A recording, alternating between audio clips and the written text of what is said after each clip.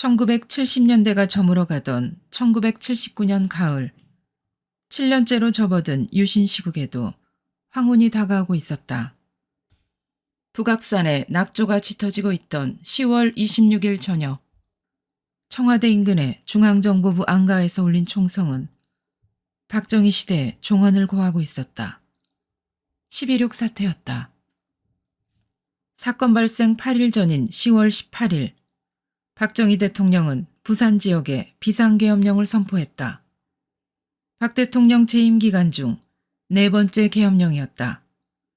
1974년 제1호가 선포된 대통령의 긴급조치는 그 이듬해 5월 제9호가 내려져 11.6 당일까지도 지속되고 있었지만 우리 사회의 내성도 갈수록 강해져 더 이상 약발이 듣지 않는 듯 보였다. 박 대통령은 부산 지역의 계엄령을 선포한 이틀 후 마산과 창원 지역에까지 위수령을 폈다. 부산의 계엄령이 선포되던 18일 오후, 박 대통령은 지미 카터 미국 대통령의 친서를 들고 온 해럴드 브라운 국방부 장관을 접견했다. 친서는 박 대통령 치하의 한국 인권 문제를 강도 높게 비판하고 있었다. 카터 대통령은 이미 석 달쯤 전인 6월 30일 한국의 인권 문제와 주한미군 철수 카드를 들고 직접 청와대를 찾아왔었다. 그날 박 대통령은 정상회담의 관례나 혈맹인 양국 관계의 전통을 외면한 채 작심한 듯 카터 대통령에게 일방적으로 강의를 했다. 한미 동맹 관계나 미국의 안보 전략보다도 인권에 더 높은 가치를 두고 있는 카터 대통령을 앞에 놓고 한국의 안보 정세와 한국적 민주주의의 필요성에 관한 자신의 견해를 설파한 것이다.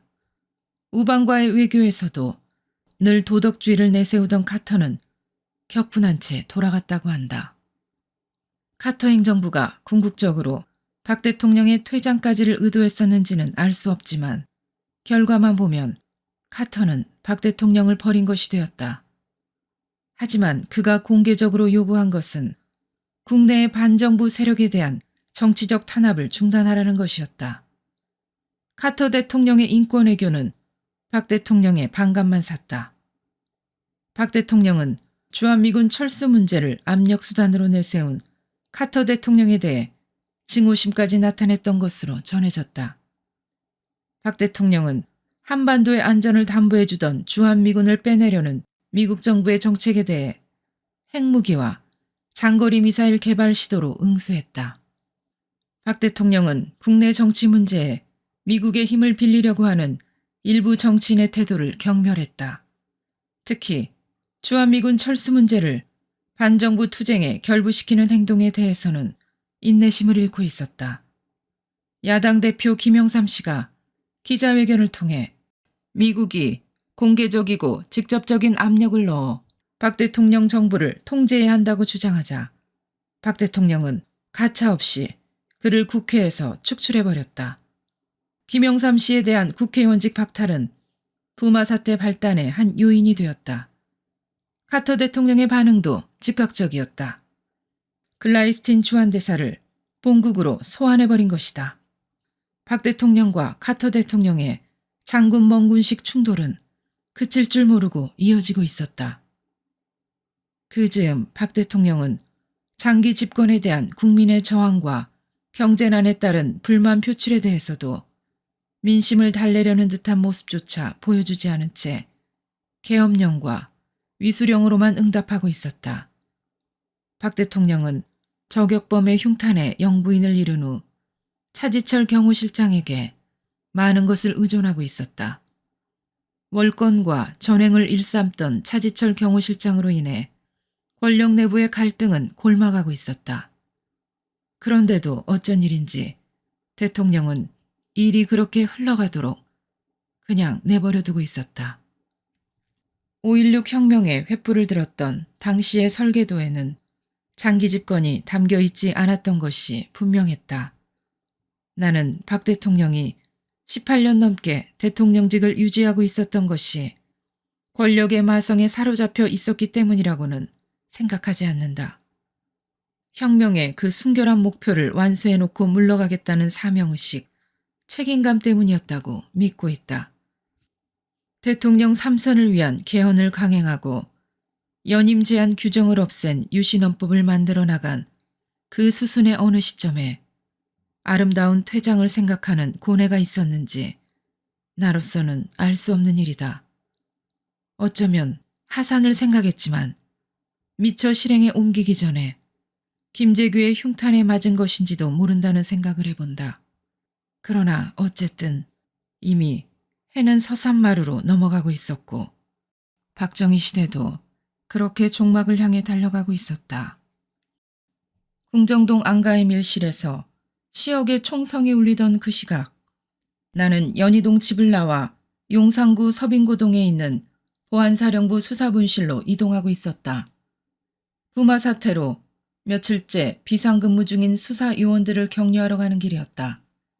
그때 서빙고 분실은 난민전 사건의 군부 관련자들에 대한 마무리 수사 중이어서 그 일도 확인해 볼 참이었다. 부산의 학생 소요가 폭동 사태로 악화돼 계엄령이 선포된 데 이어 마산 지역까지 위수령이 발동되어 있었지만 그 즈음은 두 지역의 소요가 어느 정도 진정기미를 보이고 있었다. 그날 박정희 대통령도 삽교천 방조제 준공 행사에 참석한 뒤 청와대로 돌아오셨다는 보고를 받았고 그 외에는 특별한 사안이 없어 모처럼 짬을 내 집에도 들를 수 있었다. 삼각지 로터리를 지날 무렵 차량 전화에 벨이 울렸다. 저녁 8시가 조금 지난 시각이었다. 수행부관 손삼수 중위가 전화를 받았는데 수신 상태가 아주 나쁜 듯 거의 대화를 이어가지 못했다. 내 차량으로 전화를 바로 걸 수 있는 곳은 보안사령부의 내 사무실이거나 당직실 뿐이다. 전화는 급히 사령부로 전화해달라는 그런 내용 같은데 분명한 메시지가 확인되지 않았다. 당시 그 차량 전화는 IMTS라는 반전자식 전화기였는데 당시로서는 최신형 무선 전화기였음에도 가청지역이 넓지 못했다. 전화가 울렸을 때 느낌이 별로 좋지 않았다. 일과도 끝난 시간에 차량 전화로 나를 찾는 경우란 좀처럼 없었다. 뭔가 긴급히 보고해야 할 일이 있다는 메시지일 텐데 그런 보고라는 것은 10중 8구 무슨 사고가 났거나 사건이 터졌다는 내용이었다. 당장 일반 전화를 빌려 쓸 수 있는 곳을 찾는 일이 시급했다. 길가에 차를 세우게 하고 손중이한테 공중전화라도 찾아서 정확한 메시지 내용을 확인해 보도록 했다. 아울러 전방 상황을 특별히 체크해 보라는 나의 지시도 전하라고 했다. 부마 사태 등 우리 내부의 혼란 상황을 틈탄 북한의 도발 가능성이 가장 걱정스러웠다. 손중이는 한참 만에 돌아왔다. 당시에는 일반 가정은 물론 거리의 상점들조차 전화기를 갖춘 곳이 흔치 않아 빌려 쓰기도 쉽지 않았다. 당직실의 전화보고는 대통령 각하께서 분원에 입원하신 것 같다는 짤막한 내용이 전부였다. 분원은 국군 통합병원의 서울지구병원을 이루는 약칭이었다. 이 분원은 주로 대통령과 대통령 가족들이 이용하는 시설이어서 청와대 인근의 보안사 경내에 위치하고 있었다. 따라서 대통령이 분원을 이용하는 경우 자연히 보안사는 그 사실을 먼저 알게 되었다. 11.6 당일도 정확하고 상세한 내용은 아니었지만 대통령 전용차가 분원에 들어온 사실에 미루어 박 대통령이 입원했을 거라는 소식을 가장 빨리 입수할 수 있었다. 그런데 전해진 내용은 입원하신 것 같다는 다소 불분명한 첩보였다. 확인된 정보가 아니었던 것이다. 그러나 어쨌든 첩보 내용의 중요성에 비추어 최대한 빨리 사실을 확인해야 했다. 손중이는 다시 내 사무실로 전화를 걸어 다른 일은 없는지 알아봤는데 청와대 경호실 제5경호계장으로 근무 중인 동생 정경환한테서도 나를 찾는 전화가 왔다는 것이다. 그 시간에 동생이 내 사무실로 전화한 것도 그때까지는 없던 일이었다. 나는 서둘러 서빙고 분실로 향했다. 차가 출발했을 때 다시 전화가 걸려왔는데 노재현 국방부 장관이 찾는다는 내용이었다. 대통령이 입원하신 것 같다는 당직실의 첩보 보고와 거의 동시에 경호실에 근무하는 동생한테서 전화가 왔고 바로 이어 국방장관이 나를 찾는다는 전화 연락을 받자 나는 뭔가 심상치 않은 상황이 벌어지고 있음을 직감했다. 8시 35분경 서빙고 분실에 도착하자 한길성 분실장과 오희명 수사계장이 나의 예고 없는 방문에 놀라서 뛰어나왔다. 분실장실에 들어서면서 나는 바로 보안사 당직 총사령을 전화로 연결하라고 지시한 뒤 보고 준비 중이던 분실장 등을 잠시 나가 있으라고 했다. 전화로 연결된 이상현 당직 총사령은 보안사 정문 위병으로부터 보고받은 내용이라며 그때까지 입수된 사항을 보고했다. 그날 저녁 8시 5분경 국군 통합병원 분원의 정문에 승용차가 도착해서 응급환자라고 하며 문을 열어달라고 했다. 그 승용차가 대통령 전용차였고 문을 열어달라고 한 사람이 자신을 대통령 비서실장이라고 신분을 밝혔으므로 위병은 바로 문을 열어주었다. 보안사 경내에 있는 분원에 들어가려면 보안사의 정문을 통과해야 하기 때문에 보안사의 위병들은 대통령 전용차를 비롯해서 분원 정문을 통과할 수 있는 요인들의 승용차를 식별할 수 있도록 교육받고 있었다. 분원 현관에 도착한 대통령 전용차에서 비서실장이라고 했던 사람이 누군가를 업고 분원 안으로 들어갔다. 나중에 확인된 사실은 김계온 실장이 안가에 있던 정보부의 경비원 한 명을 데리고 왔고 이 경비원이 대통령을 업고 들어갔다. 10분쯤 후에 다시 정문으로 걸어 나온 대통령 비서실장은 위병에게 아무도 들어가지 못하도록 통제하라는 지시를 하고는 청와대 쪽으로 갔다는 것이다. 이상현 당직 총사령은 위병한테서 그 보고를 받은 즉시 나에게 연락을 취하는 동시에 더 상세하고 정확한 상황 파악을 위해 노력하고 있지만 더 진전된 내용을 얻을 수 없다고 했다.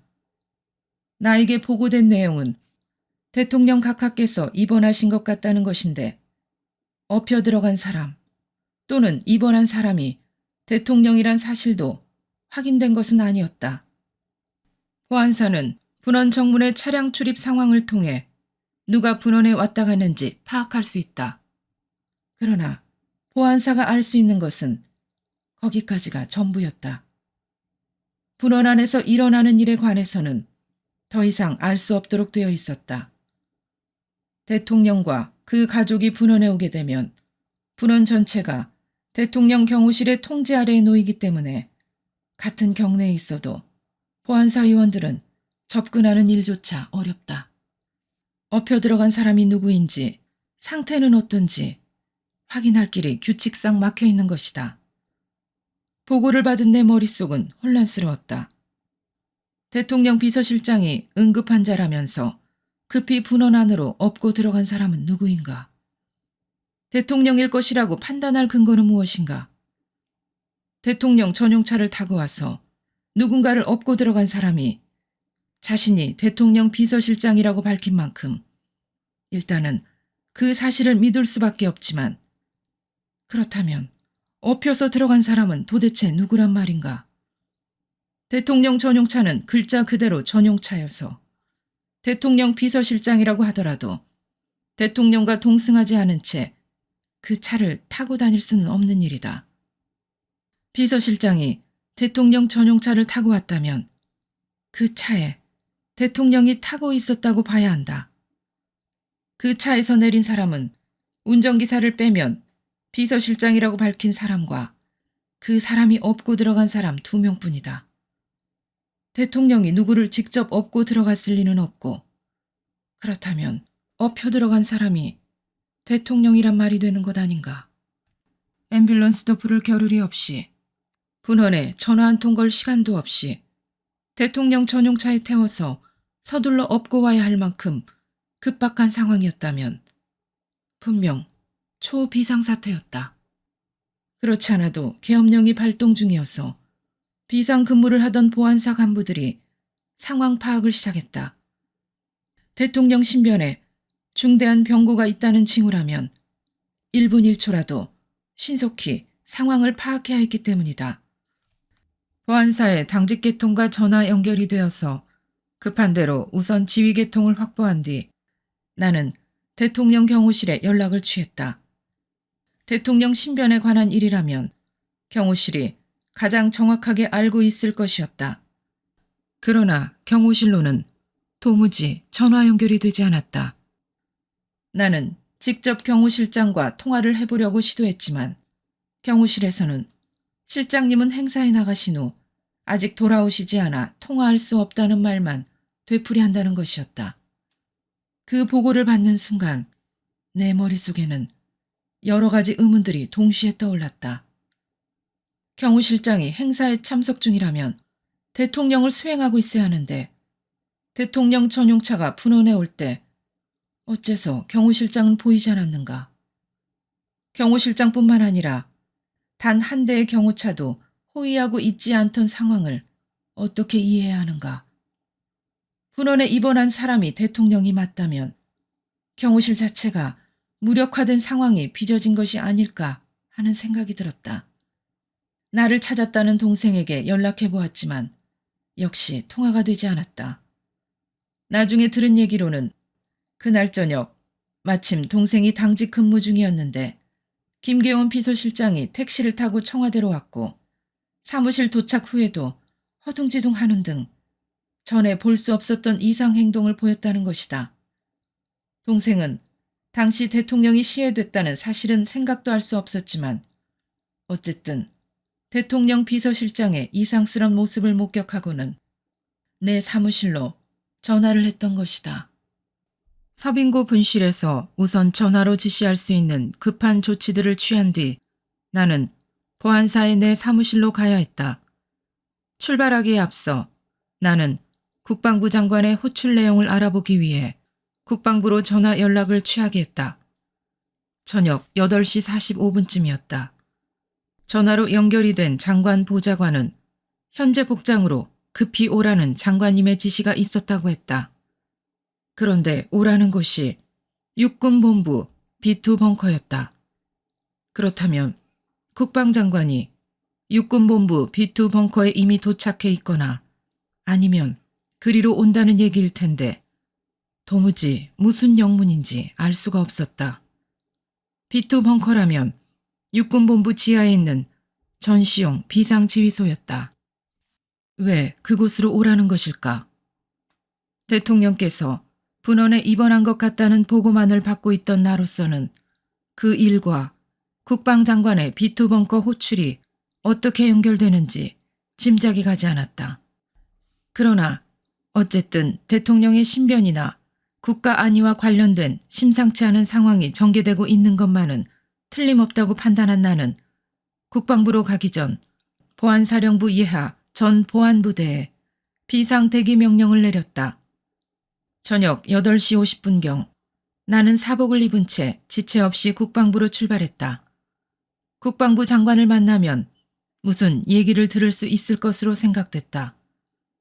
육군본부 B2 벙커로 오라는 전가를 받았지만 서빙고에서 육군본부로 가는 중간에 국방부가 있었고 나를 찾는 사람이 국방부 장관이었으므로 우선 장관실을 찾아갔다. 하지만 차로 5분 정도 달려 국방부에 도착했을 때 장관은 없었다. 육군본부로 갔을 것이라는 얘기였다. 나는 다시 서둘러 육군본부로 갔다. B2 벙커에 막 들어섰을 때였다. 내 눈길을 확 끌어당기는 사람이 있었다. 김재규 중앙정보부장이었다. 자연스럽게 내 시야에 들어왔다기보다 어떤 이상한 기운이 내 눈길을 끌어당기는 것 같았다. 아마도 그것은 방금 전 엄청난 일을 벌인 사람에게서 풍기는 섬뜩한 살기 같은 것이 아니었나 싶다. 김 부장과는 잘 아는 사이여서 나는 평소 하던 대로 인사를 했다. 김 부장은 그저 "아, 전사령관 왔소. 라고 한마디 하고는 나에게서 눈길을 거둔 채 같은 자세로 앉아있을 뿐이었다. 그전 같았으면 이런저런 얘기도 건네고 했을 텐데 참 별일이구나 하는 생각이 들었지만 그 이상 관심을 둘 일은 아니었다. 군 수뇌부를 비롯해 낯익은 사람들이 여기저기 모여서서 수군거리는 등 어수선한 분위기였지만 나는 우선 노재현 국방장관을 찾아야 했다. 마침 내 쪽으로 오는 장관 모습이 보이자 얼른 장관 앞으로 다가가 찾으셨습니까? 하고 인사를 드렸다. 노 장관은 대뜸 대통령께서 서거하셨다고 했다. 앞뒤로 덧붙이는 말 하나 없이 딱 그 한마디뿐이었다. 숨이 턱 막히는 느낌이었다.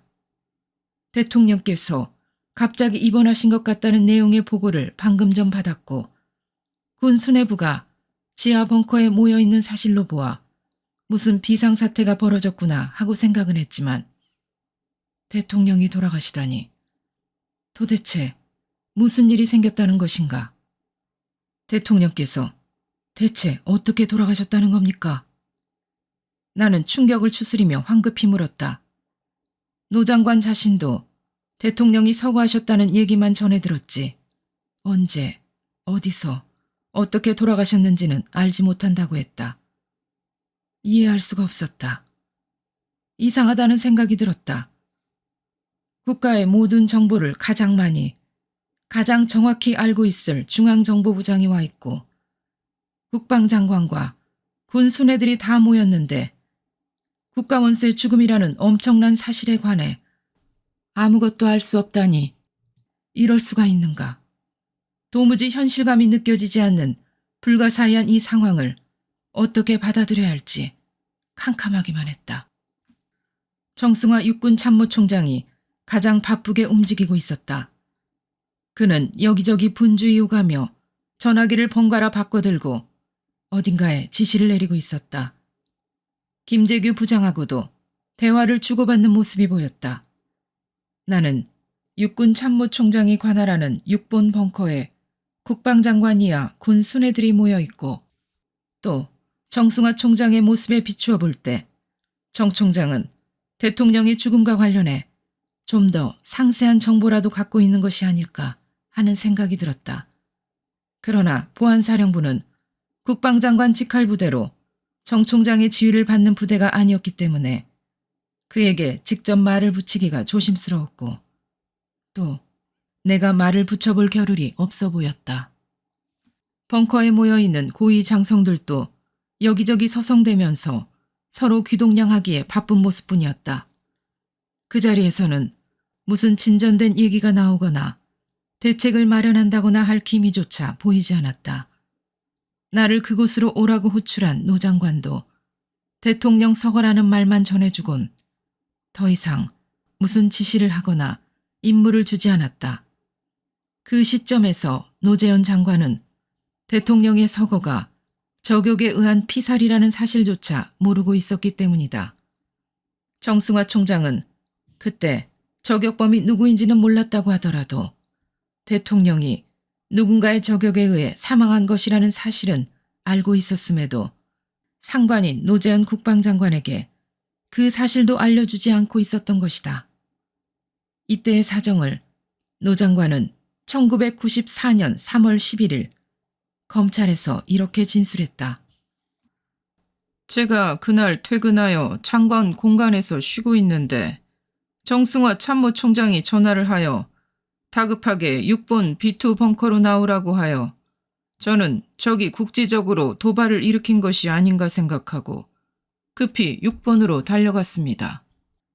약 10분 후 B2 벙커에 도착하니 정 총장이 대통령 각하께서 돌아가셨다고 하였으며 제가 어떻게 된 것이냐고 물으니까 그 경위는 김재규 중앙정보부장에게 물어보라고만 하였습니다.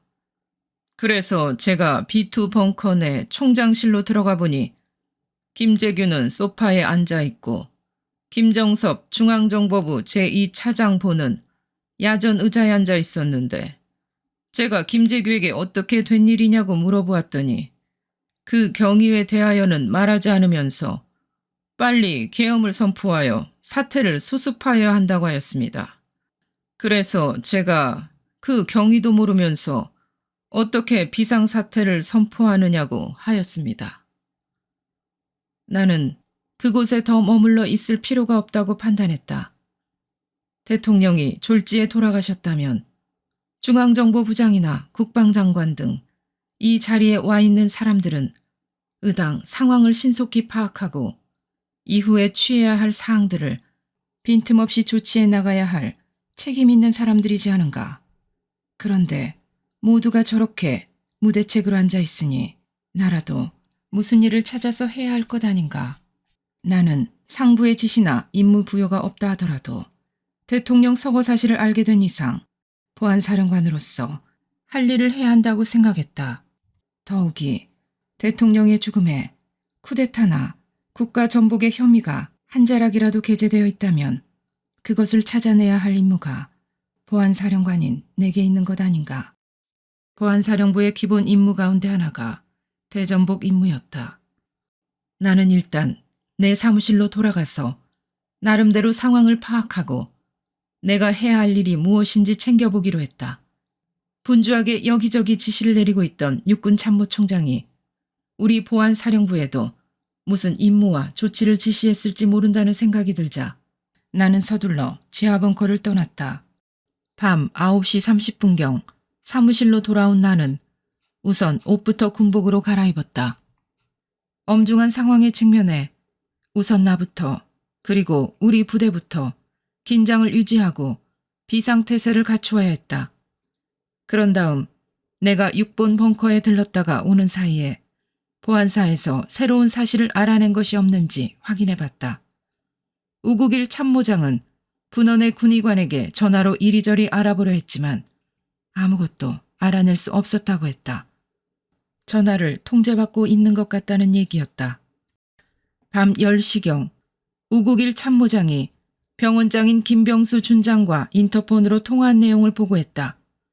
군의관은 물론 병원장까지 전화로 자유롭게 말할 수 없는 상황임을 알게 된 우 참모장은 병원장에게 대답하기 어려우면 yes 또는 no로만 대답하라면서 환자가 코드원인가 사망했는가 라고 물었고 yes라는 대답을 얻어낼 수 있었다.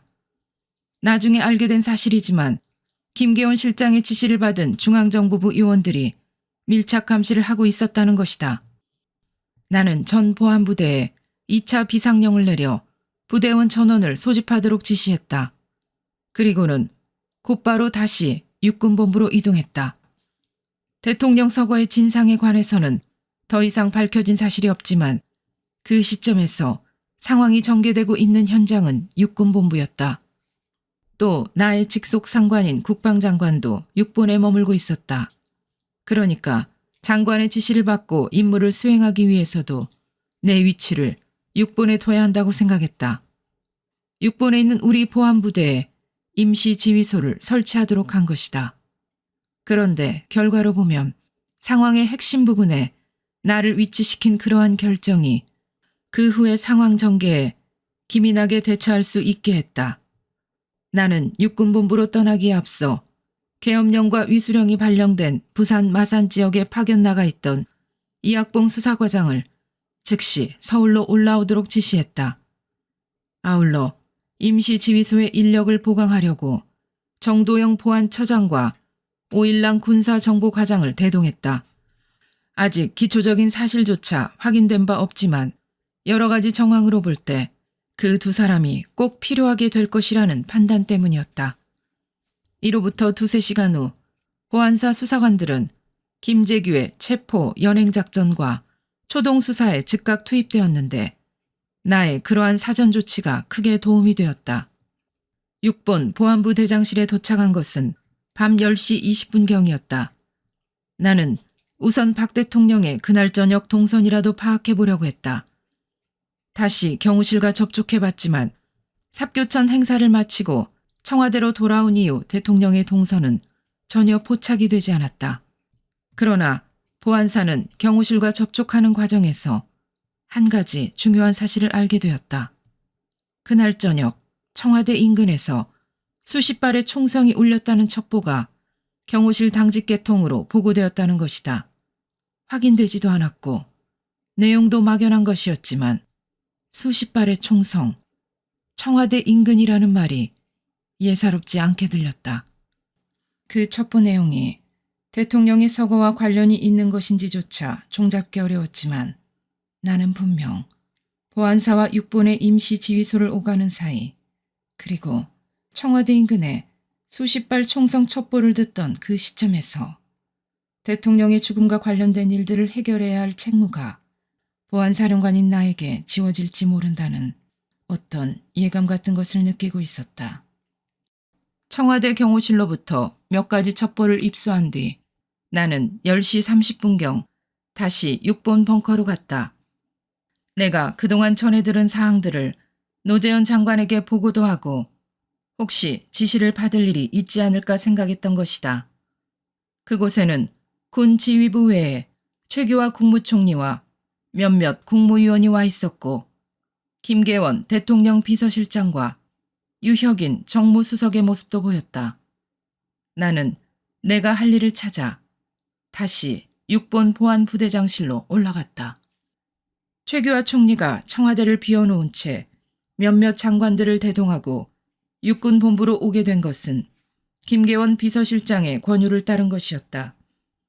김 실장이 박정희 대통령의 시신을 국군 서울지구병원에 안치해 놓은 뒤 곧바로 청와대로 돌아와 가장 먼저 통화를 한 사람은 최규하 국무총리였다. 대통령의 유고 시 대통령 권한을 대행할 1순위가 국무총리였던 것이다. 최규하 총리는 그날 저녁 퇴청해서 삼청동의 총리 공간에 머물고 있었다. 최규하 총리가 김계원 실장의 전화를 받은 것은 밤 8시 15분경이었다. 김재규가 대통령을 시해한 지 35분쯤 지난 시각이었다. 최 총리는 전화를 받은 지 채 30분도 안 돼 청와대에 도착했다. 총리 공간은 청와대 본관에서 불과 수백 미터 정도밖에 떨어져 있지 않았다. 김 실장은 최 총리가 비서실장실에 들어서자 다른 사람들을 부속실로 내보낸 뒤 단둘이 있는 자리에서 대통령의 유고 사실을 알렸다. 자세한 경위를 설명하지 않은 채 김재규 부장과 차지철 실장이 싸우다가 김 부장이 잘못 쏜 총에 각하가 그만 이라고 말했다. 그리고는 대통령의 유고에 따라 최 총리가 대통령 권한대행이 된다는 헌법 규정을 상기시켜 주었다. 비상계엄을 선포해야 한다는 말도 덧붙였다. 잠시 후 밤 9시경 6본에 가 있는 김재규 부장이 청와대의 김계원 실장에게 전화를 걸어왔다. 김 부장은 비상계엄령 선포를 서둘러야 했고 계엄령을 내리기 위해서는 국무회의 의결이 필요했다. 국무회의 소집이 시급해진 김재규는 정승화 총장과 얘기를 나눈 뒤 밤 9시경 청와대에 있는 김 실장에게 전화를 걸었다. 최규하 국무총리와 몇몇 장관들이 함께 있다는 김 실장의 대답에 김재규 부장은 총리, 국무위원 모두 함께 6본으로 오시오 라고 말했다. 김 실장은 처음에는 김재규 부장에게 총리가 청와대에 계시니까 청와대로 오라고 했다. 그러나 김재규 부장이 형님 이리로 오시오. 다 끝났는데 거기 못하러 갑니까? 여기 다 모여 있으니 국무총리 모시고 이리로 오시오. 육군 참모총장도 국방장관도 모두 여기 있습니다. 라고 재차 요구하자 김 실장은 최 총리에게 김재규 부장의 말을 그대로 전했다. 그러면서 최 총리에게 김재규 부장이 경호실이 무서워서 이곳으로 오지 못하는 모양이니 6번으로 가시죠. 라고 하자 최 총리는 별달리 망설이는 모습도 없이 6번으로 향했다. 최 총리 일행이 6번에 도착한 시간은 밤 9시 30분경이었다. 최 총리는 정승화 총장의 연락을 받고 먼저 와 있던 노재현 국방장관으로부터 대통령 서거 사실을 보고받았다. 노 장관 역시 정 총장으로부터 서거 사실만 전해 들었기 때문에 대통령이 언제, 어디서, 어떻게 서거했는지 자세한 사항은 보고를 할 수 없었다. 최 총리와 동행했던 외무, 내무, 법무장관도 비좁은 지하 벙커에 모여 갑작스러운 대통령 서거 소식에 무엇이 어찌된 영문인지 몰라 서로 얼굴만 쳐다볼 뿐이었다. 대통령이 서거한 것이 아니라 시해당한 것이라는 사실은 꿈에도 모른 채 최 총리는 옆에 앉아있는 김재규 부장에게 어떻게 된 일인지를 물었고, 김 부장은 지금 대통령이 유고입니다. 2, 3일간 보안을 유지하고 가기를 열어 계엄을 선포해야 합니다. 라고 대답할 뿐 더 이상 말이 없었다. 김재규 부장은 국무총리를 모시고 온 김 실장을 벙커 안의 화장실로 데리고 갔다. 김 부장은 우선 계엄령을 선포해 사태를 장악한 뒤 계엄사 간판을 군사혁명위원회로 바꿔달고 군사혁명으로 가야 하니 우선 국무회의를 열도록 요구했다. 그러면서 대통령이 돌아가셨다는 사실에 대해서는 비밀을 유지해야 한다고 단단히 일러뒀다. 김 실장은 최규하 총리에게 계엄령 선포를 위한 비상국무회의 개최를 건의했다. 최 총리는 김 실장이 건의한 대로 국무회의 소집을 지시했다. 최 총리가 6번 벙커에 도착한 지 1시간쯤 지난 밤 10시 30분경이었다. 그러나 그 시간에 당장 국무회의가 열릴 수는 없었다. 국무회의 개의 정족수를 채울 수 없었기 때문이다. 최규하 총리가 6번으로 이동할 때 박동진 외무, 구자춘 내무, 김치열 법무장관 등이 함께 따라왔고 노재현 국방장관은 따로 연락을 받아 미리 와 있었지만 대다수 국무위원들은 연락조차 되지 않는 상태였다. 6번 벙커는 비좁기도 하고 국무회의를 열기에 마땅치 않아서 국방부로 옮겨 개최하기로 했다. 최 총리가 국방부로 옮겨간 뒤 국무위원 대부분이 모여 이제 국무총리가 개의만 하면 국무회의가 열리게 되고 계엄령이 선포될 참이었다. 이처럼 상황은 긴박하게 돌아가고 있었지만 나는 상부로부터 아무런 지시나 통보를 받지 못하고 있었다. 무슨 연락이 올 때까지 대책 없이 그냥 기다리며 가만히 내 방에 앉아 있을 수만은 없었다. 다시 국방부로 올라갔다. 먼저 국방부 보안부 대장실에 들러 그간의 일을 알아보았다.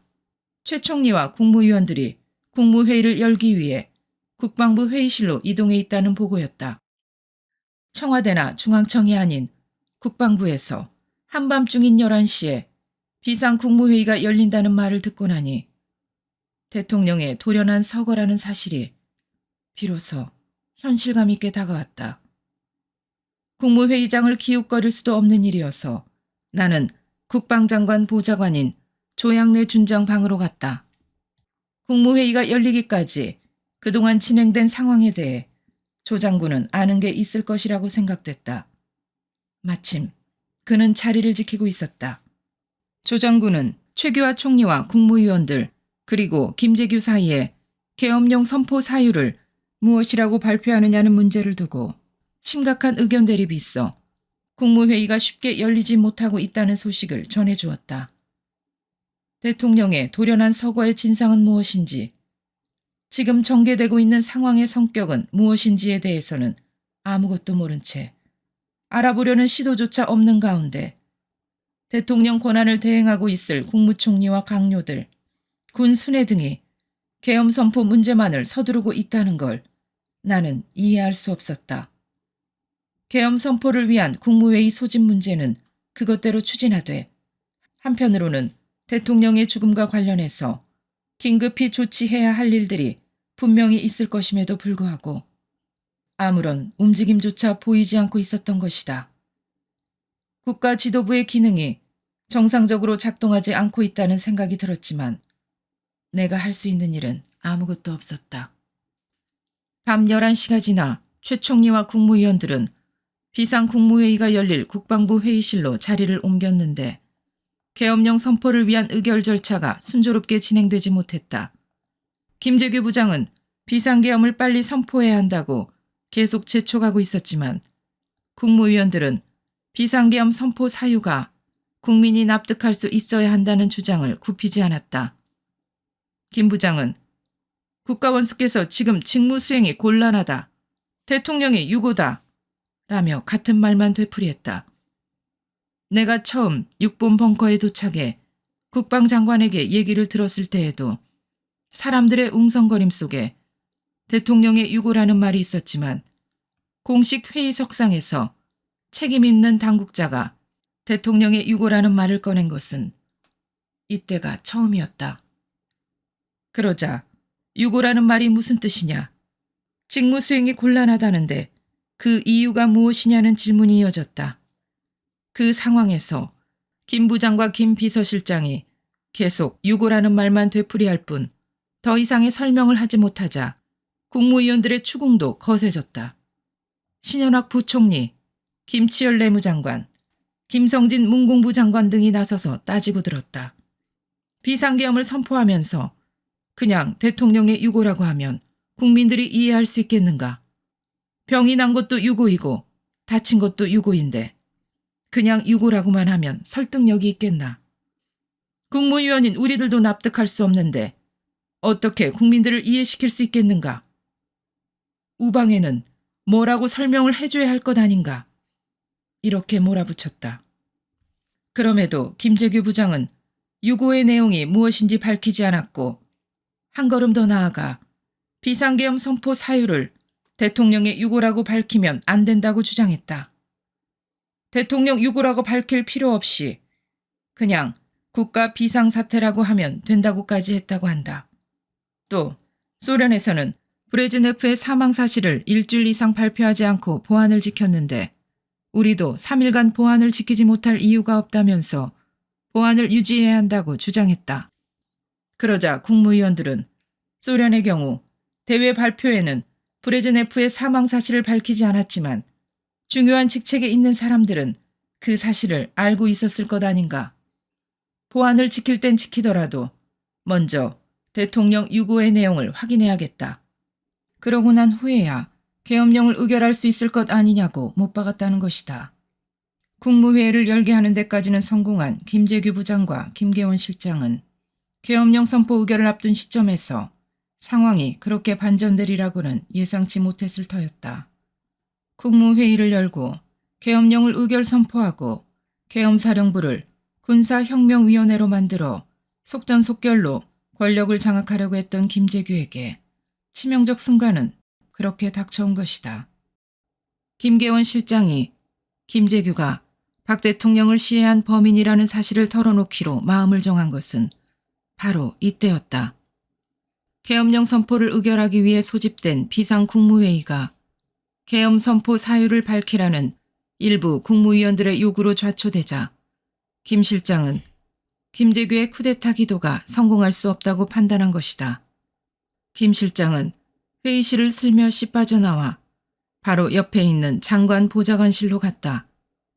그는 주위를 살펴가며 보좌관에게 장관과 육군 참모총장을 급히 불러오라고 지시했다. 그는 노재현 장관과 정승화 총장이 들어오자 김재규가 대통령에게 총격을 가해 시했다는 사실을 비로소 밝혔다. 김재규가 지금 권총을 가지고 있으니 조심하라는 말을 덧붙였다. 그동안 김재규의 범행에 대해 함구하고 있던 사람 같지 않았다. 밤 11시 30분경의 일이었다. 조양래 장군을 만난 뒤 다시 육본 보안부 대장실의 임시지휘소로 내려왔을 때 나는 계엄 선포를 둘러싼 논란이 있었다는 얘기는 알고 있었지만 김계원 실장이 김재규가 범인이라고 실토했다는 사실은 알지 못하고 있었다. 분원의 소식도 알아볼 겸 보안사 사무실에 전화를 하려고 임시지휘소로 들어서니 노재현 장관이 나를 찾았다는 소식이 기다리고 있었다. 그 말을 듣자 뭔가 새로운 정보를 알려주거나 특별한 지시가 있을 것 같은 느낌이 들었다. 나는 국방부로 다시 쫓아 올라갔다. 장관실을 향해 가는 복도에서 노 장관을 만났다. 복도에는 국무위원들과 수행원들이 뒤섞인 채 서성거리고 있었다. 노 장관은 나를 보자 주위 사람들이 신경 쓰였던지 내 귓가에 대고 각하를 시해한 사람이 김재규인 것 같다고 속삭였다. 그러더니 내가 정승화 총장에게 지시해 놓았으니 정 총장의 지침을 받아 김재규 부장의 신병을 확보하라고 지시했다. 그저 그 말뿐이었다. 노재현 장관의 지시를 받은 나는 지체 없이 정승화 총장을 만나러 6번 지하 벙커로 내려갔다. 벙커에 도착했을 때 정 총장은 김진기 6번 헌병감과 얘기를 나누고 있었다. 나를 보자 정 총장은 전 사령관 왔군 하며 기다리고 있었다는 듯이 맞이했다. 내가 장관님 지시 받고 왔습니다 라고 하자 정 총장은 무슨 지시를 받았소? 하고 물었다. 나는 총장님의 지침을 받아 김재규 부장의 신병을 확보하라는 지시를 받았습니다 라고 보고했다. 정 총장은 노재현 장관의 지시 내용을 확인하고는 김재규 부장의 신병을 확보하시오 라고 지시했다. 그러고는 정동 안가로 정중히 모시라는 말을 덧붙였다. 나는 정 총장의 지시 내용이 노 장관의 지시와는 다르다는 것을 바로 느낄 수 있었다. 노재현 장관의 지시는 김재규가 박 대통령을 시해한 범인이라는 혐의가 있으니 체포를 하라는 것이었다. 그런데 정 총장은 김재규가 박 대통령 시해범이라는 사실에 대해서는 언급 없이 신병을 확보해서 보안사 정동 안가에 정중히 모시라는 것이었다. 군대에서의 명령은 문장이나 어휘가 짧고 간단해야 하지만 그 명령이 가리키는 뜻만은 명료해야 한다. 명령을 받는 부하가 그 의미를 해석하는 데 어려움을 겪을 만큼 복잡하거나 추상적이고 애매한 말을 사용해서는 안 된다. 그런데 그때 정 총장의 지시가 김재규가 범인이니까 체포하라는 뜻으로 한 말이라면 왜 그렇게 분명하고 쉬운 말을 놔두고 신병을 확보하라는 표현을 썼을까? 처음 노재현 장관의 지시를 받았을 때에는 아, 김재규가 범인이구나 하고 생각하게 됐지만 정 총장의 지시는 어감이 달라 다소 머리가 혼란스럽기까지 했다. 수사관의 입장에서 볼 때 신병 확보는 확실한 범법자를 구속하려는 목적으로 체포하는 경우일 수도 있고 사건 관련자나 단순한 목격자를 증인으로 확보하기 위해 또는 위해 가능성 등 돌발 상황에 대비하려고 신병을 보호하는 것일 수도 있다. 더욱이 정 총장은 김재규 부장을 정동 안가에 정중히 모시라는 말까지 한 것이다. 보안사에서 간첩이나 군 내부의 보안사범을 체포해서 취조할 때는 통상 용산에 있는 수사분실로 데리고 간다. 정동에 있는 안가는 보안사령관이 은밀히 만나야 할 사람이 있을 때 주로 이용하는 장소로 카페트가 깔린 응접실을 갖춘 그런 곳이었다. 나는 그때까지 정동 안가에는 한 번도 간 일이 없었다. 보안사령관직을 맡고 반년 동안 백령도를 포함 전국의 모든 보안부대를 일일이 찾아다녔지만 정동 안가에는 가볼 시간이 없었다. 그런데 보안사령부의 전신인 방첩부대장을 지낸 정승화 총장은 그곳 정동 안가를 기억해내고 김재규를 데리고 갈 장소로 지정해 주었던 것이다. 정 총장은 김재규 체포를 지시하던 때의 상황을 이렇게 진술했다. 김계원이 각하를 시해한 자는 김재규인데 권총을 가지고 있으니 조심해서 체포해야 된다는 말을 듣고 이때 장관이 빨리 잡아야지 하므로 부득이 체포하겠습니다 라고 하고 급히 방카로 내려오면서 생각할 때 김재규가 방카에 들어와 여러 시간이 되었으나 김재규의 동조자가 뚜렷이 나타나지 않고 국방장관과 같이 있는 장소에서 김계원으로부터 김재규가 범인이라는 말을 들었으니 김재규를 체포 안 할 수도 없는 처지에 놓여 일단 김재규를 체포키로 결심하고 방카 총장실로 돌아와 헌병감을 불러 중정부장을 빨리 잡아오시오 라고 지시하자 헌병감이 신병은 어떻게 합니까? 라고 물어 총을 가지고 있으니 조심해서 하고 내가 보잔다고 유인해서 방카로 오는 도중 잡아서 보안사령관에게 인계하시오 라고 지시하고 헌병감이 나가자 급히 보안사령관을 오도록 지시하고 있는데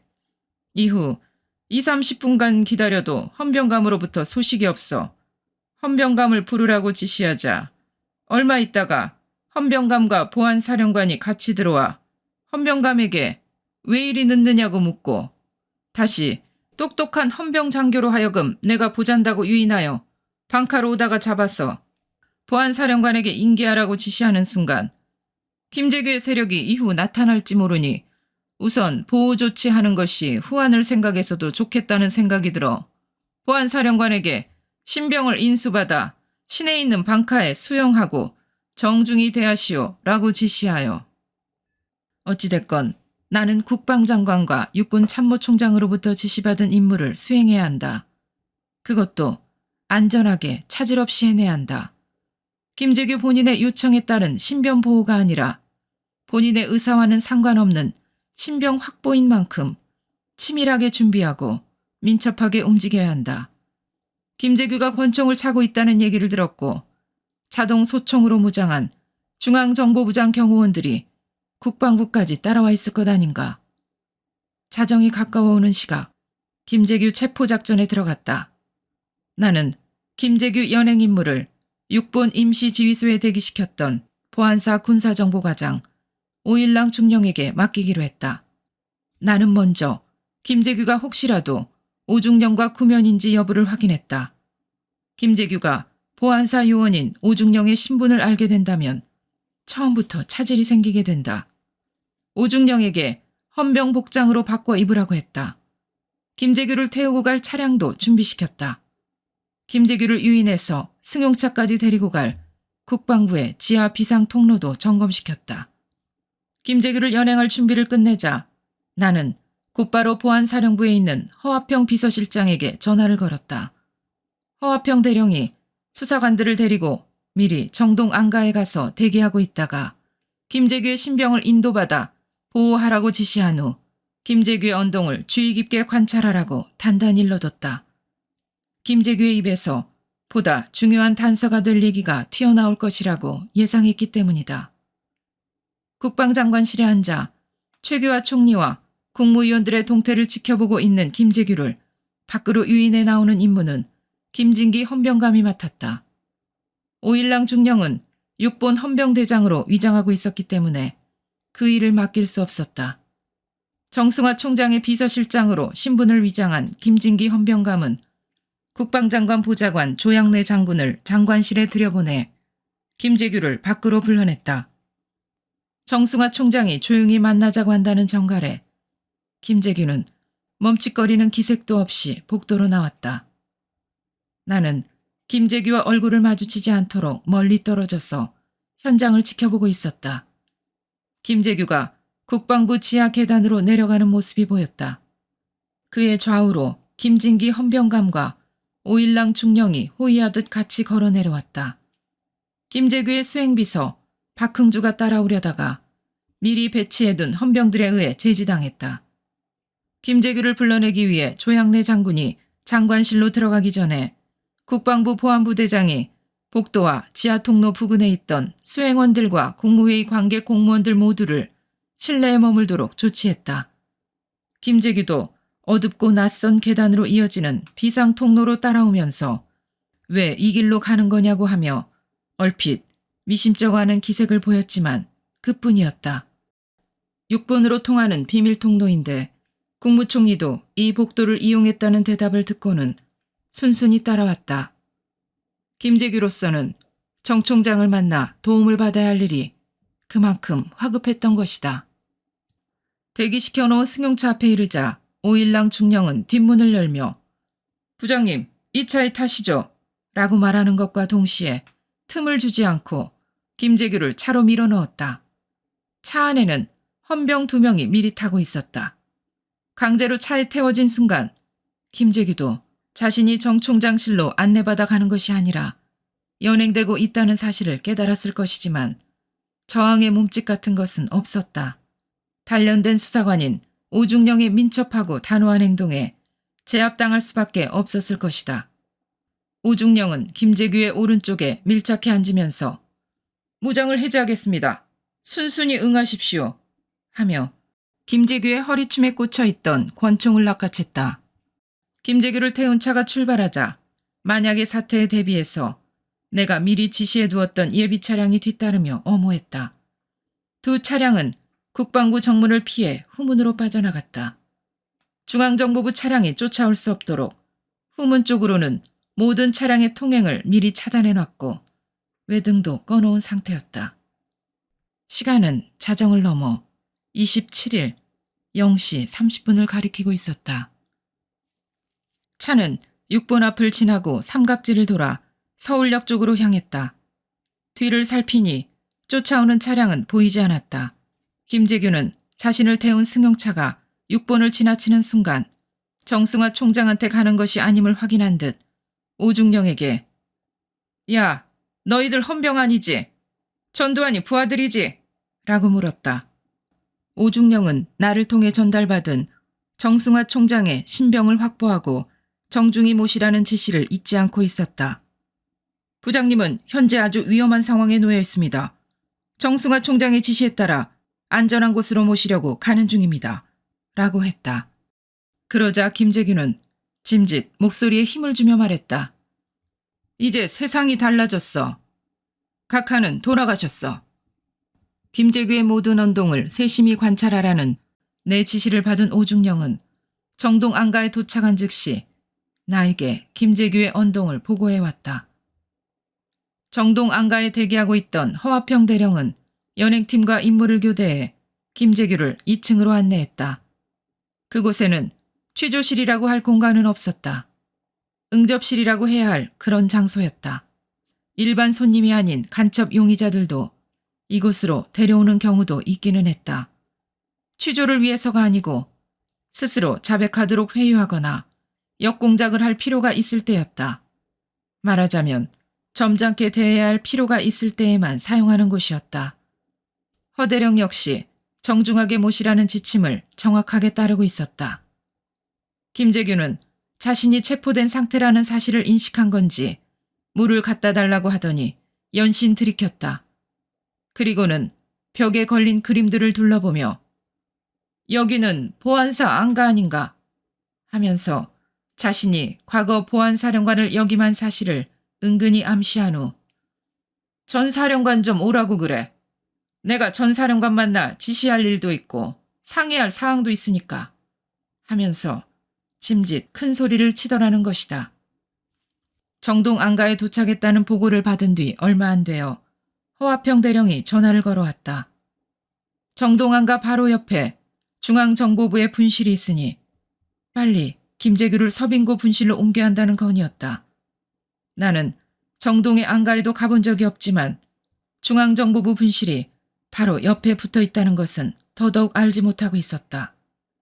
정 총장이 김재규를 정동 안가로 데려가라고 장소를 지정해서 지시할 때 혹시 중앙정보부 분실이 바로 옆에 있다는 사실을 염두에 둔 것은 아닌지 지금 와서 생각해봐도 아찔한 일이다. 보고를 받고 나니 걱정이 됐다. 그 시점에서는 사건 진상에 관해 나는 아무것도 모르고 있었지만 우선 생각해볼 수 있는 것들을 정리해보기로 했다. 중앙정보부장 정도의 위치에 있는 사람이 대통령을 시해했다면 치밀한 준비가 되어 있지 않을 리 없다. 병력 동원 계획도 되어 있다고 봐야 한다. 그렇다면 공무원 세력이나 중앙정보부 요원들이 김재규를 구출하러 정동 안가를 습격해 올 것 아닌가. 정동 안가에는 몇 명의 경비병뿐이어서 중앙정보부의 무장병력 일부만아도 김재규를 뺏기게 될 형편이었다. 나는 즉시 서빙고 분실에 연락해서 김재규를 인수할 준비를 하도록 지시했다. 새벽 1시 30분경 허화평 대령이 다시 보고를 해왔다. 김재규의 언동으로 미루어 볼 때 김재규가 대통령 시해범인 것이 틀림없다는 것이었다. 나는 김재규의 연행을 지시하던 시점에 이미 그가 범인이라는 확신을 갖고 있었다. 김재규의 신병 확보를 지시할 때 정 총장은 아무런 설명이 없었지만 노재현 장관은 김재규가 시해한 것 같다는 말을 해주었던 것이다. 오일랑 중령으로부터 김재규가 차 안에서 떠들어댔다는 말을 보고받고는 그런 생각을 한층 더 굳히고 있었다. 하지만 단정적인 판단을 해서는 안 되었다. 그런데 정동 안가에서의 언동을 관찰한 허대령의 판단이 김재규가 자백한 것이나 다름없다는 것이 아닌가. 대통령이 돌아가셨다는 말을 하면서 전혀 슬퍼하는 표정이 아니었고 대통령이 돌아가시는 현장을 목격하고 그 얘기를 전해준다는 투로 말한다는 것이다. 세상이 바뀌었다는 말을 할 때에도 잘된 일이라는 투였고 내가 여기 잡혀와 있다는 사실을 알게 되면 내 부하들이 쳐들어 올 거야라고 의기양양해 했다는 것이다. 그 말은 자신이 범인이기 때문에 보안사에 체포되었다는 점을 인식하고 있는 것으로 봐야 되는 것 아닌가. 안가 옆에 중앙정보부 분실 때문이 아니더라도 김재규를 서빙고 분실로 옮기는 일이 시급하다고 판단했다. 나는 허대령의 보고를 받은 즉시 정승화 총장을 찾아갔다. 김재규가 시의 범인임이 틀림없는 것으로 판단된다고 보고하면서 구속수사를 하겠다고 했다. 새벽 1시 50분경 사건 발생 6시간가량 지난 시점이었다. 내가 국방부 장관의 지시를 받아 김재규를 정동 안가에 신병 확보했다가 다시 서빙고 수사분실로 압송하는데 온 신경을 집중하고 있는 동안 국무회의는 비상계엄령 선포안을 심의하고 있었다. 대통령 6호의 사유가 서거라는 사실이 전해지자 국무위원들은 김계원 실장을 다그쳤다. 김 실장은 그제야 굳게 다물고 있던 입을 열었다. 대통령이 돌아가셨고 자신이 대통령의 시신을 국군통합병원 서울분원에 모셔놓았다고 털어놓았다. 그 말이 떨어지자 국무위원들은 그렇다면 지금이라도 당장 병원으로 가자고 요구했다. 직접 우리 눈으로 각하의 시신을 보아야 각하께서 돌아가신 사실을 확인할 수 있는 것이고 그 다음에 국무회의를 열든 계엄령을 선포하든 해야 되는 것 아니냐고 주장했다. 대통령의 시신을 직접 눈으로 확인하기 위해 서울 분원으로 향했던 최규하 국무총리와 국무위원들이 다시 국방부로 돌아와 국무회의를 속개한 것은 날이 바뀐 10월 27일 새벽 2시였다. 국무회의는 계엄령 선포안을 의결하기에 앞서 헌법 규정에 따라 최규하 총리가 대통령의 권한을 대행하게 됐다는 사실을 공식적으로 확인했다. 이어 새벽 4시를 기해 제주도를 제외한 전국에 비상계엄령을 선포하기로 의결하고 계엄사령관에 정승화 육군참모총장을 임명했다. 이 시간까지 대통령 권한을 대행하게 된 최규하 국무총리를 비롯한 국무위원 가운데 그 누구도 정승화 총장이 김재규의 요청에 따라 범행 현장 부근에 가 있었다는 사실을 알고 있지 못했다. 만약 국무위원 가운데 일부라도 계엄령 선포 의결 전에 정 총장의 행적을 알게 되었다면 김재규의 계엄령 선포 독촉에 제동을 걸었듯이 정승화의 계엄사령관 임명에 이의를 제기할 수도 있는 일이었다. 그리고 정 총장이 계엄사령관에 임명되는 일이 없었다면 12.12도 일어나지 않았을 것이다. 어쨌든 10월 27일 새벽 국무회의가 계엄사령관이 될 수 없는 사람, 되어서는 안 될 사람을 계엄사령관에 임명함으로써 12.12는 피해갈 수 없는 일이 되었다. 국무회의는 새벽 3시를 넘긴 시간에 끝이 났다. 야간 통행금지가 해제되고 계엄령이 발령되는 새벽 4시가 되었을 무렵 정부 대변인인 김성진 문화공보부 장관이 텅 빈 중앙청 기자실 칠판에 비상계엄령 선포를 의결한 비상국무회의 발표 사항을 써내려갔다. 이 발표문에는 계엄 선포 사유가 대통령의 유고라고 되어 있었다. 정부가 공식적으로 대통령이 사망했다는 사실과 김재규가 발사한 총탄에 맞아 사망했다는 사실을 처음으로 밝힌 것은 그로부터 3시간 남짓 지난 아침 7시 25분에 추가 발표 때였다. 김성진 장관은 이 발표에서도 김재규의 대통령에 대한 총격을 우발적인 것으로 표현했다. 그럴 수밖에 없었던 것이 그날 아침까지도 사건 진상에 관해 말해줄 수 있는 유일한 목격자인 김계원 비서실장이 김재규가 잘못 쏜 총에 김재규가 차지철을 쏜다는 것이 라며 김재규의 범행이 계획적이지 않았던 것처럼 말하고 있었기 때문이다.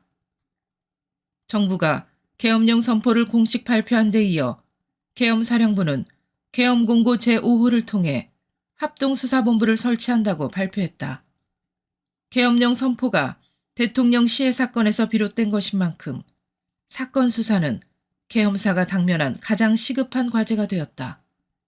합동수사본부의 설치는 계엄법 규정에 따라 국방부가 발전시킨 계엄 시행 계획에 근거하고 있었다. 뒤에 따로 언급하겠지만 나는 그해 5월경 보안사령관으로 부임한 뒤 보안사령부의 업무를 파악해 가던 중 계엄 업무와 관련된 보안사의 임무와 역할에 관해 세부 사항이 미비한 사실을 알게 되어 관련 규정을 마련하도록 지시한 바 있었다. 물론 11.6과 같은 사태가 발생하고 그로 인해 계엄령이 발동되리라는 것은 꿈에도 생각할 수 없었던 일이지만 그러한 대비 덕분에 실제 상황이 벌어졌을 때 즉각 유효적절하게 대응할 수 있었다. 합동수사본부의 설치와 동시에 보안사령관인 나는 합동수사본부장에 임명되었다. 보안사령관은 과거 방첩부대가 국군보안사령부로 확대 개편된 이래 평소에는 국방장관의 지휘 감독을 받는다. 그러나 계엄령이 선포되어 육군참모총장이 계엄사령관이 되고 그 휘하에 합동수사본부가 설치됨으로써 합동수사본부장이 된 보안사령관은 수사 업무에 관해 계엄사령관인 육군참모총장의 지휘를 받도록 되어 있었다. 따라서 합동수사본부장에 임명된 나는 그 시간부로 수사 업무를 수행함에 있어 정승화 계엄사령관의 지휘 감독을 받게 된 것이다. 김재규를 서빙고 수사분실로 압송한 것은 새벽 2시쯤이었다.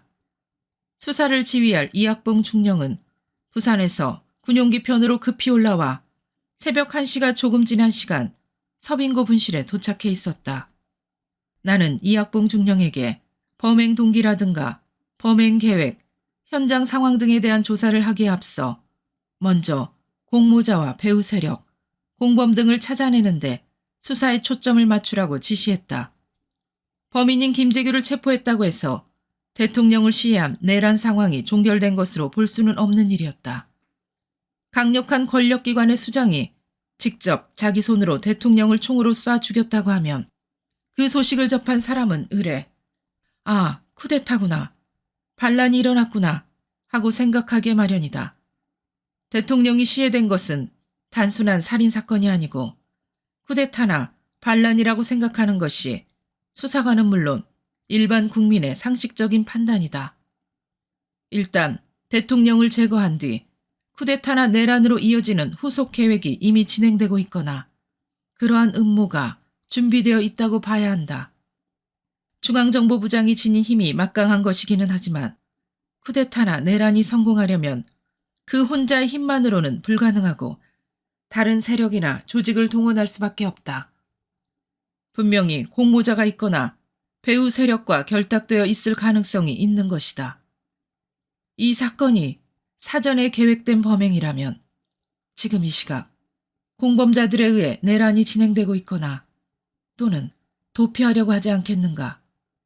어쩌면 김재규를 구출하려고 아니면 김재규가 입을 열지 못하도록 하기 위해 보안사를 습격할지도 모르는 일 아닌가.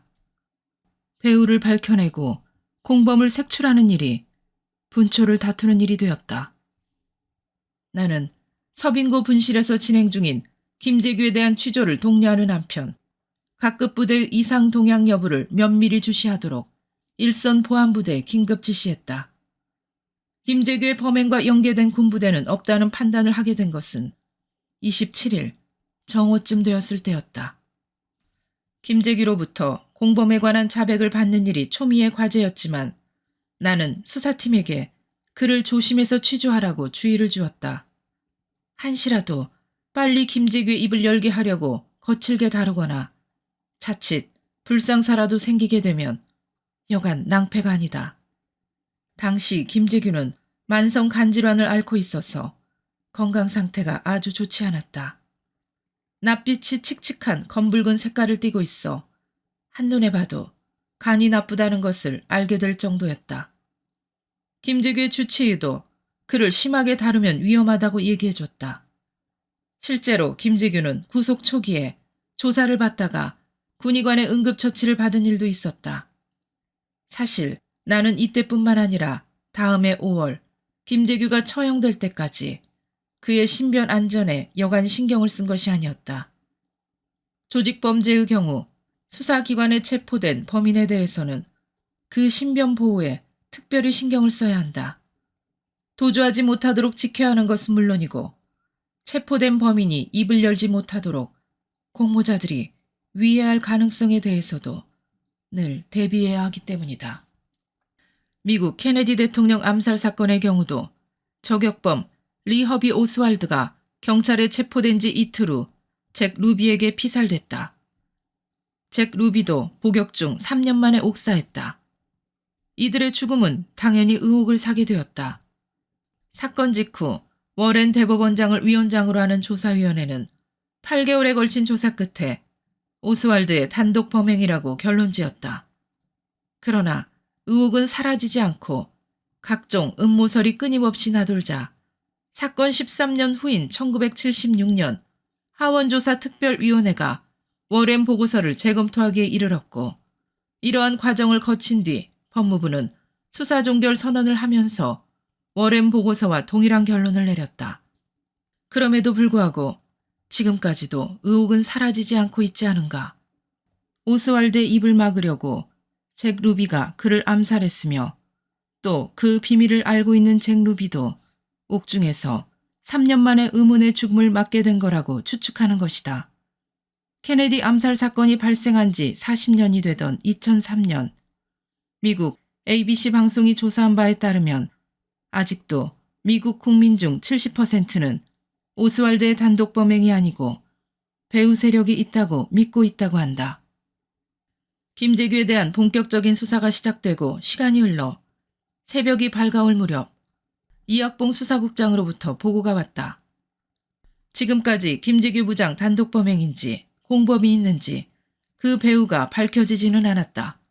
그러나 정승화 육군 참모총장이 김 부장의 초청으로 그날 밤 사건 현장 바로 옆에 있는 궁정동 안가 본관에와 대기하고 있었고 김 부장이 대통령을 시해한 후 함께 차를 타고 육군 본부로 이동했다는 사실이 밝혀졌다.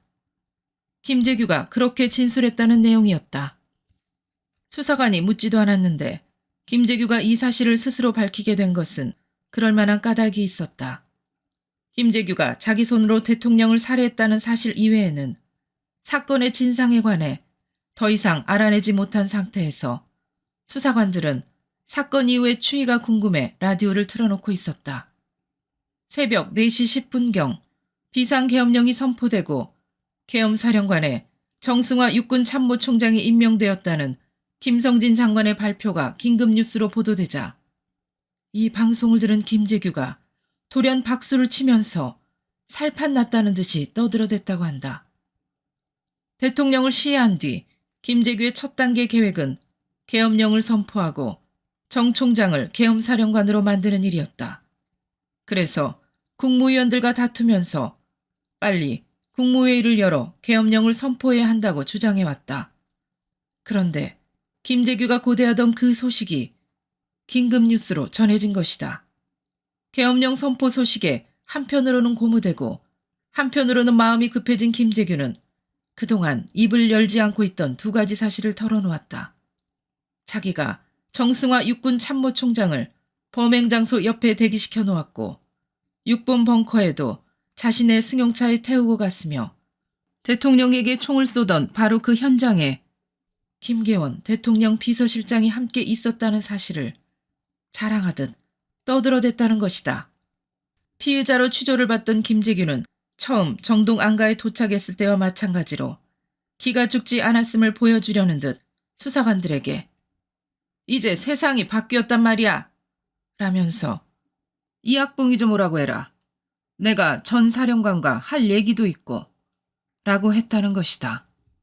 이중령은 김재규가 보안사령관을 지낼 때 부하였기 때문에 대면에서 취조하지는 않았고 수사 지휘만 하고 있었다.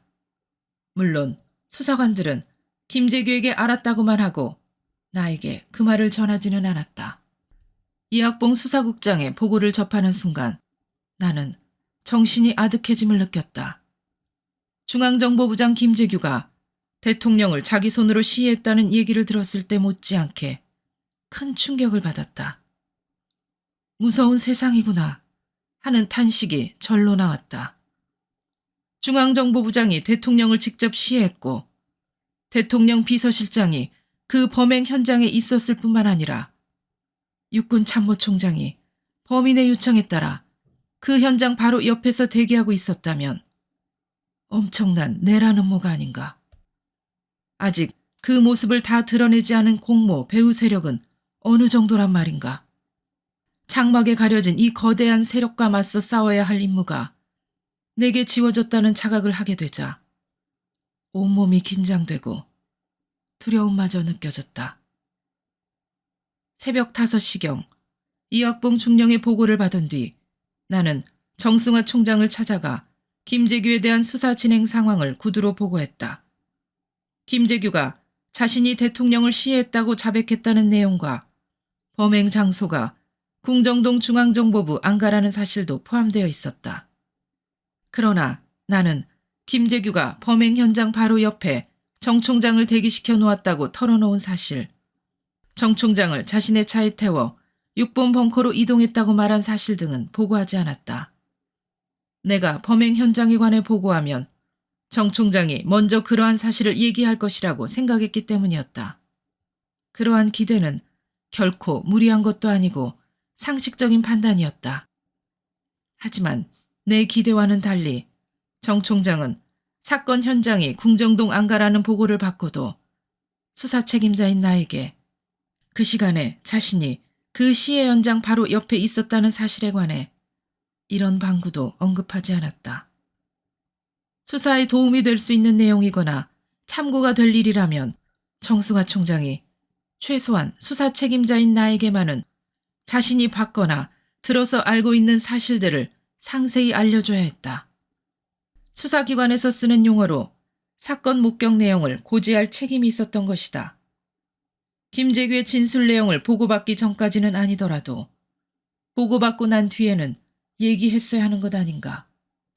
자신이 취한 행동에 추호라도 의혹을 품게 할 이유가 없고 떳떳하다면 왜 입을 다물고 있어야 했는가. 내 가슴 한편에서 정승화 총장에 대한 의심의 싹이 움트게 된 것이다. 밤샘 수사를 하던 이학봉 수사국장은 김재규가 새로운 범행 내용을 하나하나 진술할 때마다 나에게 전화로 보고했다. 아침 7시경 나는 그때까지의 수사 진행 상황과 수사 결과를 가감없이 정 총장에게 보고했다. 사건이 벌어진 바로 그 시간 정 총장이 김재규의 초청을 받아 김정섭 정보부 2차 장보와 사건 현장인 궁정동 안가 바로 옆 별채에서 만찬을 하고 있었고 이어 김재규의 승용차를 타고 6번으로 이동한 사실을 김재규가 진술했다는 내용을 포함시켰다. 정 총장은 보고 내용에 자신과 관련된 내용이 포함되어 있었음에도 불구하고 이렇다 저렇다 일절 말을 하지 않았다. 정 총장에게 보고를 마치고 보안사 사무실로 돌아온 지 얼마 지나지 않아 이학봉 수사국장이 다시 보고할 일이 있다고 했다. 오전 11시경이었다. 조사 내용에 관한 단순한 보고가 아니라 수사 상황을 고려한 건의였는데 한마디로 김계원 비서실장과 정승화 총장을 구속 수사할 필요가 있다는 것이었다. 김 실장은 범행 현장에 있었을 뿐만 아니라 김재규의 범행 계획을 사전에 알고 이에 동조했으므로 두말할 것도 없이 공범의 혐의가 명백하다고 했다. 무엇보다도 김재규가 범행 현장을 목격한 김 실장을 살려두었다는 사실은 그를 공범으로 생각하지 않는 한 있을 수 없는 일이라고 했다. 정 총장도 사건 전후의 행적에 석연치 않은 부분이 많고 또 대통령이 자연사가 아니라 피살되었을 것이라는 정황을 가장 먼저 알게 되었음에도 불구하고 육군 참모총장으로서 마땅히 취해야 할 조치를 하지 않았다는 것이다. 대통령의 시신을 확인 보호하고 범인을 색출하려는 노력의 흔적이 전혀 없고 수도경비사령부 병력으로 청와대를 포위하도록 명령했는데 이 조치가 김재규의 범행을 도우려고 한 것인지 조사할 필요가 있다는 것이다. 김재규의 경우 처음엔 범인임이 확인되지 않은 상태에서도 일단 신병을 확보했었던 것처럼 사건의 중대성에 비추어 김 실장과 정 총장 두 사람도 공범 내지 방조의 혐의가 있는 만큼 우선 신병을 확보할 필요가 있다고 판단했다. 나는 이 국장의 건의대로 두 사람을 연행하라고 지시했다. 나의 지시가 떨어지자마자 이학봉 국장은 바로 돌아서서 문을 나서려고 했다. 순간 나는 이 국장을 불러세웠다. 몇 가지 생각들이 번개처럼 머릿속에 떠오른 것이다. 궁금한 표정의 이 국장을 잠시 세워놓은 채 나는 정 총장의 체포가 초래할 상황 전개에 대해 생각해 보았다. 불과 몇 시간 전에 계엄사령관이 된 정 총장을 체포하려 했을 때 만일 그가 김재규 세력과 어떤 연계가 되어 있다면 우리 수사팀과 충돌이 벌어질 우려가 있지 않은가.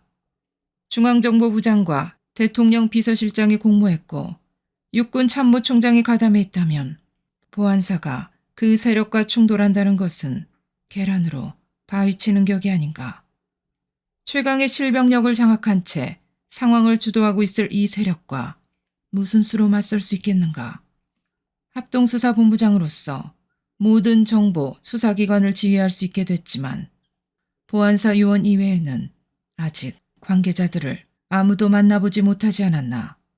보안사는 자체 경비요원 외에 전투병력은 전무하지 않은가. 이런 물음들이 한순간에 떠올랐다. 해답을 찾을 수 없는 물음들로 머릿속은 하얘졌다.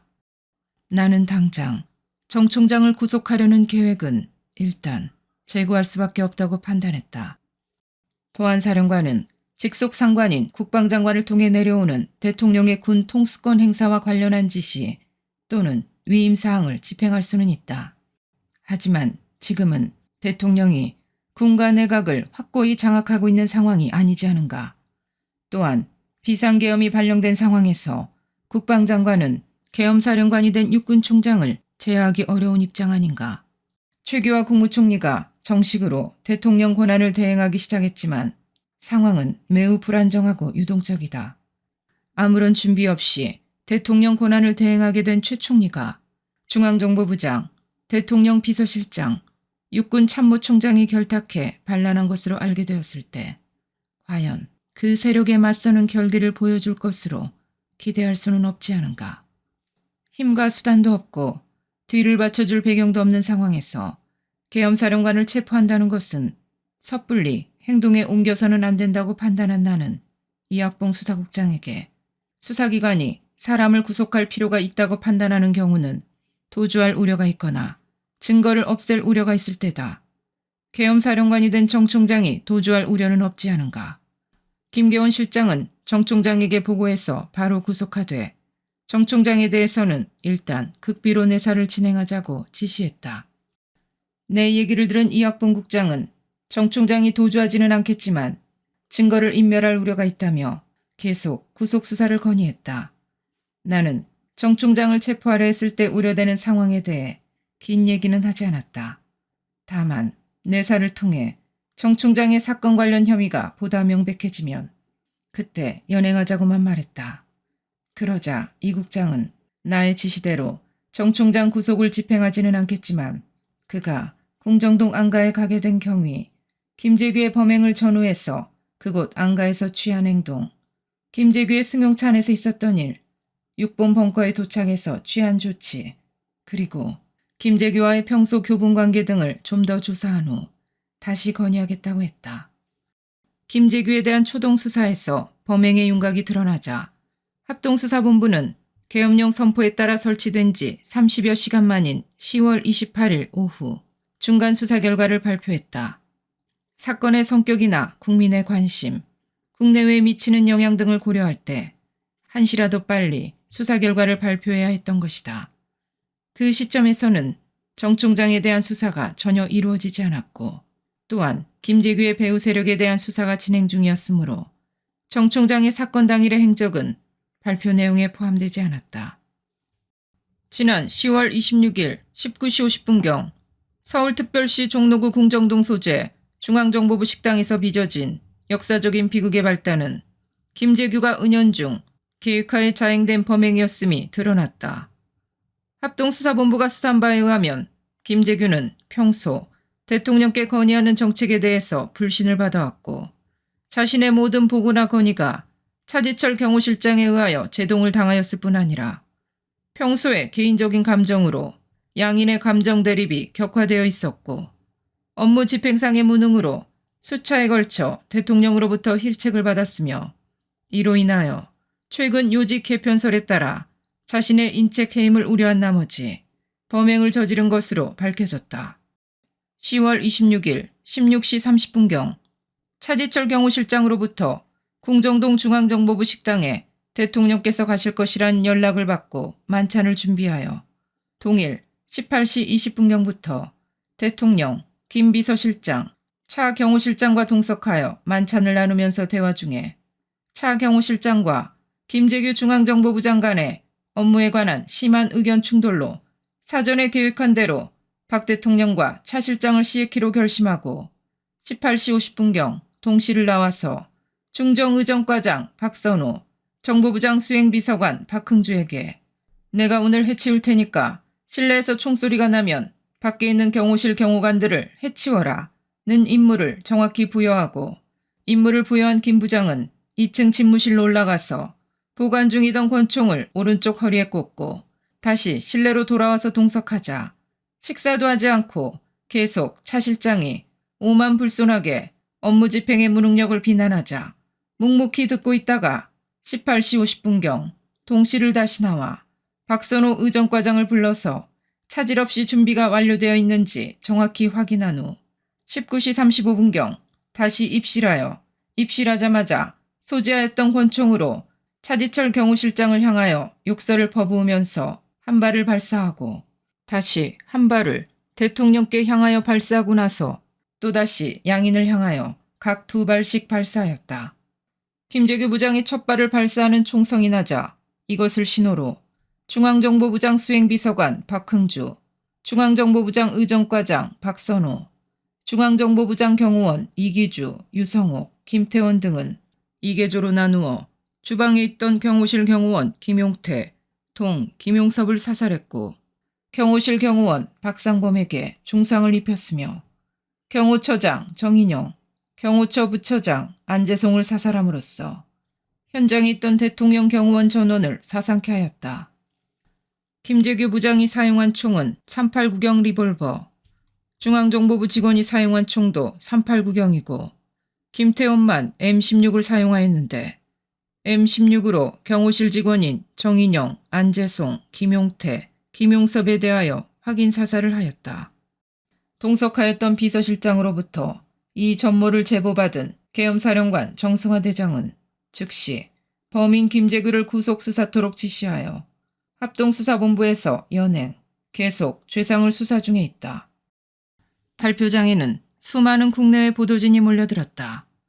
중계방송을 위한 TV 카메라들이 설치되고 사진기자들이 서로 촬영하기 좋은 위치를 잡으려고 몸싸움을 벌이고 있었고 탁자 위에는 내 목소리를 담을 녹음기와 마이크들이 어지럽게 놓여 있었다. 내가 발표장 안으로 들어서자 일제히 카메라 플래시가 터졌지만 나는 그 플래시의 불빛도 셔터 누르는 소리도 의식하지 못했다. 나중에 들은 얘기로는 그날 발표문을 읽다가 고개를 들어 카메라를 쳐다보는 내 눈이 붉게 충혈이 되어 몹시 무서운 모습으로 비쳤다는 것이다. 국민 앞에 처음 선배는 내 모습이 그랬다. 혹시라도 김재규의 공모 배후 세력의 움직임이 포착되지는 않는지 촉각을 곤두세우고 긴장해 있었던 그 이틀간 나는 단 한숨도 잘 수가 없었다. 사무실 간이 침대에 누워 잠을 청해보았지만 그럴수록 머릿속에는 온갖 상념들이 떠올랐다. 지금 이 순간 어느 군부대가 서울을 향해 출동 준비를 하고 있다는 긴급 보고가 올라올지 모른다는 생각이 들자 공연히 보안처에 전화를 걸어 무슨 보고 온 것이 없느냐고 물어봤다. 다시 침대에 누우니 이번에는 휴전선 너머 북한군 부대 이상 동향이 포착됐다는 전화보고를 받는 환각에 자리에서 일어나 전화기를 만져보기도 했다. 그렇게 날이 샜다. 얼굴은 초췌했고 눈에는 핏발이 비쳤다. 그날 이후 내 인생 역정이 꿈도 꾸지 않았던 방향으로 흘러가고 그래서 그날의 그 사납고 날카로워 보이던 내 모습이 나의 상징적인 이미지로 남게 될 줄은 정말 몰랐다. 중간 수사 결과를 발표한 직후 내가 최규하 대통령 권한대행을 뵙게 되었을 때 최 권한대행은 박 대통령 씨의 사건은 국가적으로나 역사적으로 있을 수 없는 불행한 사건인 만큼 한 점의 의혹도 남기지 않도록 철저히 수사하시오. 수사와 관련해서 합동수사본부장에게 정권을 주도록 계엄사령관에게 지시해 두었으니 오로지 법과 원칙에 따라 처리하시오. 라고 당부 겸 격려를 해주셨다. 10월 27일 새벽 김재규에 대한 조사가 본격화됐다는 보고를 받은 후 나는 청와대로 갔다. 박정희 대통령께서는 싸늘한 주검이 되어 그곳에 돌아와 계셨다. 숨을 거둔 뒤에도 무장한 중앙정보부 요원들의 핏발선 감시 속에 갇혀 몇 시간을 방치되어 있다가 다음 날 새벽 3시가 지나서야 모셔올 수 있었던 것이다. 그 어른은 자녀들과 청와대 부속실 직원들이 소접견실에 급히 마련한 탁자 위에 무심하게 누워 계셨다. 이제 더 이상 그 어른의 살아계신 모습을 볼 수 없고 음성조차 들을 수 없게 되었다는 사실을 도무지 실감할 수 없었다. 그 어른은 나라를 통치하시던 일도 그토록 사랑과 신임을 베풀었던 사람들도 모두 그대로 놔두신 채 그렇게 이 세상과 작별하고 계셨다. 박근혜 양을 만났지만 도무지 위로할 말이 없었다. 도대체 무슨 말로 그 망극한 고통과 슬픔을 위로할 수 있겠는가? 나는 그네 양에게 뭐라고 드릴 말씀이 없습니다. 이제 집안의 어른이시니 마음을 강하게 하시고 남은 가족들이 용기 잃지 않도록 해주시길 부탁드립니다. 라고 말할 수 있었을 뿐이었다. 사실 그때 나는 더 이상 그 어른을 잃은 슬픔에 잠겨 있거나 유가족들을 위로하면서 시간을 보낼 수만은 없었다. 혹시 김재규의 동조자나 배후 세력의 움직임이 포착된 것은 없는지 수사 상황을 지켜봐야 했다. 그 어른은 이미 다른 세상에 계셨고 나는 그 어른의 황망한 죽음의 진상을 파헤쳐야 할 새로운 임무에 임하고 있었던 것이다. 10월 27일 새벽 박 대통령의 시신을 빈소가 차려진 청와대로 모시기 전에 나는 보안사 경내의 분원에 누워 계신 박 대통령의 마지막 모습을 뵈러 가지 않았다. 아니, 뵈러 갈 수 없었다. 나의 가슴 속에 그 어른은 너무나도 큰 존재로 살아계셨다. 그런데 주치의조차 신원을 알아볼 수 없을 정도로 훼손되었다는 그 얼굴을 마주대할 용기가 나지 않았다. 사건 이튿날이 되어서야 주검으로 청와대에 돌아와 누워 계신 그 어른의 영정 앞에 서니 가슴에 통증이 밀려왔다. 1961년 5월 목숨을 걸고 혁명을 하셨으니 그 거사가 실패했다면 18년 전 그때 이미 목숨을 잃었을 수도 있는 일이었다. 그 시간만큼은 더 사신 셈이고 나라를 이만큼 키워놓고 돌아가셨으니 후회는 없으시겠지 생각하며 애써 아픈 마음을 달랬다. 박 대통령의 주검은 그의 죽음에 얽힌 음모를 수사하고 있던 나에게 장엄한 비극으로 새겨졌다.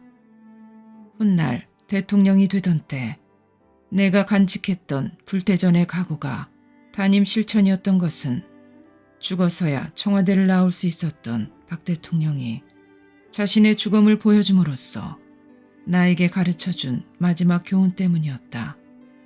청와대는 잠시 머물다 떠나야 하는 둥지일 뿐 영원한 보금자리가 될 수 없다는 교훈. 권력은 순환할 때만 건강하게 기능한다는 진리를 나는 그분의 죽음에서 똑똑히 보았다. 11월 3일 10시 중앙청 광장에서 박정희 대통령의 국장이 거행되었다. 10시 2분 전국의 사이렌이 울렸고 온 국민은 고인을 보내며 1분간 묵념했다.